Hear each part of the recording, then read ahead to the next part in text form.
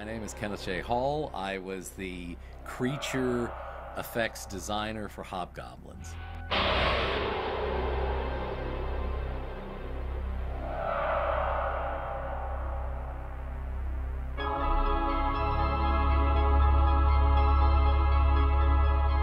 I grew up in Jacksonville, Florida. My brother and I used to be taken by our mom to movies when we were toddlers, seeing things like Gorgo, Brides of Dracula, Pit and the Pendulum, all these things. So we were monster kids from the get-go. Discovered famous monsters of filmland when I was about 10 and realized that there were actually people behind the scenes that made these things. I think the turning point was I met Rick Baker at a convention in, I think it was 1977, 78. He had just done the Cantina sequence for Star Wars, but we'd been following his career way before that. And he wasn't the household name. He hadn't won any Oscars yet that he is now. So he was very approachable, very nice. Gave me, my brother, my friends, technical information, sources for materials, which were not as easy to come by back then. I came out to California in 1982, which was the effects industry was booming. I literally got a job in a week. What gives?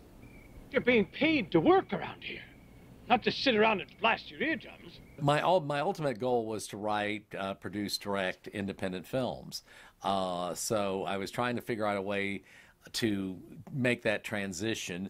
In the meantime, I was taking on jobs, on effects movies and so forth. I don't know at what point I met Rick Sloan, but I was introduced to him as a filmmaker. I think I'd seen one or two of his films.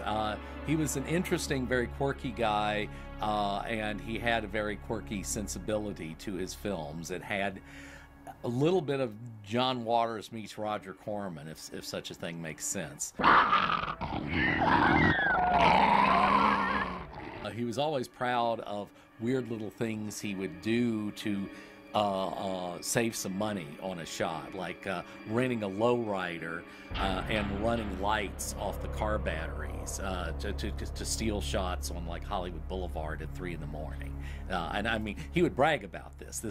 He was always excited about this. Somehow he contacted me about making these puppets for Hobgoblins. And this was shortly after Gremlins and Ghoulies and all these other things. So a lot of people had the idea of making a little creature movie. So I did a sketch for him, a really simple sketch, and I knew these things had to be really, really simple. Because there had to be multiples, I think there were 5 total that I made. I figured out cost-cutting measures. I sculpted the head. I designed hands and feet that were multi-directional. In other words, a 3-fingered hand could be a right or a left. The same with the feet. And I made those, and then the bodies had a wire armature with some foam, just sheet foam over it, and then fun fur. That I said, this stuff will look really good if you keep this groomed and brushed, which of course they didn't. It looked like a bath mat, pretty much.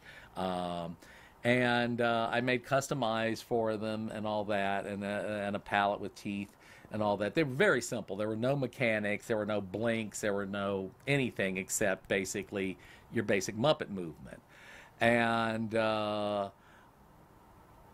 Rick thinks he only paid me $1,500. I think he paid me $2,000, which still for 5 puppets is pretty damn good. So I basically made him, handed him over because he couldn't afford to pay me to be on set to either supervise the puppeteering or do the puppeteering. And I do remember visiting, I think it was the bar scene with the Club Scum. Greetings, lowlife, and welcome to Club Scum. Get off the stage, idiot! Dave Dakota and I dropped by to see what was going on, and I saw to use the term puppeteering is kind of being extremely generous.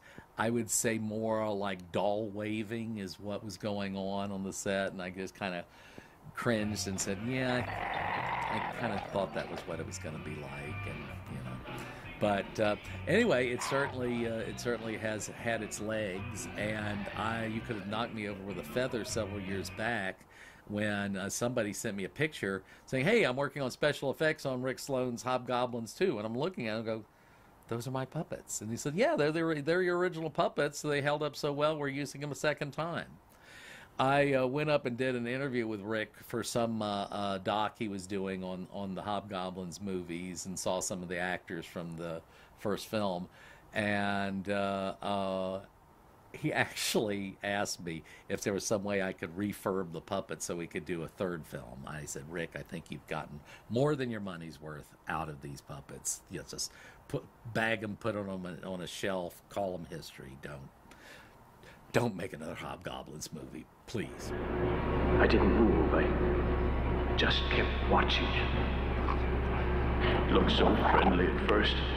Actually, the funny thing was, I remember the month it was released, Fangoria printed a picture of my puppets in the magazine, in the video releases of the month, and I had previously directed a movie and done some effects for it, but mostly I'd written and directed a movie for Fred Ray called Evil Spawn. And I felt I had arrived, but because they said something like Hobgoblins created by Ken Evil Spawn Hall.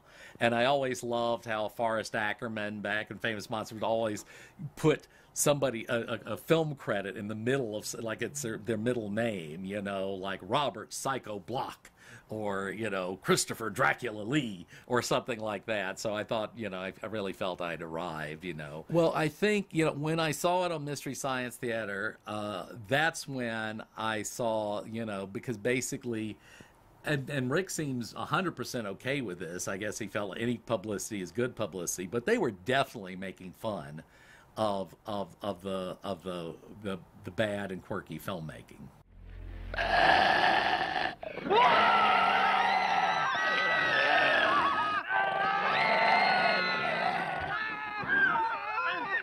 This was a little bit more hard-edge ridicule on the thing. I think my favorite line was one of the many scenes where the Hobgoblins were attacking, and it's basically, they dressed the arms of the puppets around people's neck, and they were just pretending to fight with them, and one of the bots said, "Hey, just let them go, they'll drop to the ground." So they were definitely having a field day with it, but Rick has completely embraced that and thinks it's his day in the sun, which is great, good for him.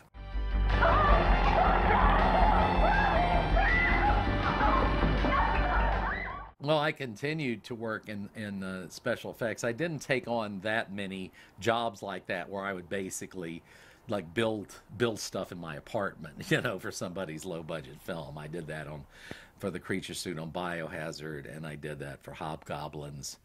Actually, the one thing I did that was turned out to be kind of fun was, and I wound up doing other things for the picture, but old friend of mine, Ernie Farino, had called me about doing a dummy for a picture he was working on with a guy he had known from New World Pictures, Roger Corman's studio, and it happened to be Terminator. And I actually went down to Jim Cameron's office. He was unknown at the time, really, and it was the gag where the female commando gets blown to bits by a laser. So I had to make a dummy version of the actress, and they did a jump cut with a pyro gag on the dummy. And I remember Jim grabbing a production secretary and getting her to crouch down on the floor. And of course, back then, everybody was using Polaroid, so he Polaroided her from a couple of angles and said, make the dummy in this pose. And kind of the bottom fell out of the VHS market in the late 80s, early 90s. And basically, I wrote a couple of things after that, but I decided to stick more with effects. I started my company, Total Fabrication, which in 1995, which here 21 years later is still going. I won't say, there hasn't been ups and downs and so forth. And during that period, I still managed to make one other movie, which was The Halfway House, which I wrote, executive produced, directed, did the creature design, and so forth. And that was a lot of fun because I got to work with Mary Warrenoff, and who actually we traded Rick Sloan stories because I think she was in his first movie, The Movie House Massacre. And I said, Mary, why did you do that? I mean, that made Hobgoblins look like Lawrence of Arabia budget-wise. And she goes, he's just such a fascinating character. I just couldn't resist. And I said, well, that's definitely one of his strong suits. He's definitely very, very unique. He's like, I guess, kind of like the John Waters of the ultra low budget world. John Waters was low budget. Rick Sloan was low budget. So anyway, but he's definitely made a name for himself. I want you so bad, I'm gonna die. Well, I can smell you